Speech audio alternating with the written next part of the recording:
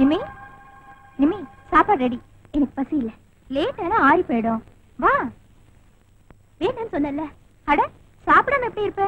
கொஞ்சம் சாப்பிடலாம் வா. போனா போது பாவம் ஏழன்னு நினைச்சா தலைக்கு மேல உட்காந்துக்கிறியா? உழைக்க வந்த வேலைக்காரியா தான் இருக்கணும். நாங்க சொன்னதை செஞ்சுக்கிட்டு நான் யாட்ட எங்க காலடியில படுத்து கிடக்கிறத விட்டுட்டு என்னமோ பெரிய சொந்தக்காரியாட்ட எனக்கு யோசனை சொல்றதுக்கு வந்த பல்ல உடைச்சிருவேன். ஜாக்கிரதை.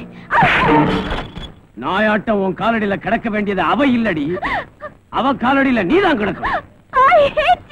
என்ன வெறுக்கிறதா இருக்கட்டும், உன் பக்கத்துல இருக்கிற இந்த பொட்டியை திறந்து பாத்தீங்கன்னா உன் மேலையும் உன் வாழ்க்கை மேலையும் உனக்கே வெறுப்பு உண்டாகும். பாரு பாரு, இதோடதான் இதே துணியோடதான் இந்த பெட்டியை பிடிச்சுக்கிட்டு ஒரு நாள் பிச்சைக்காரங்களா இந்த வீட்டு வாசல்ல வந்து நின்னோம்.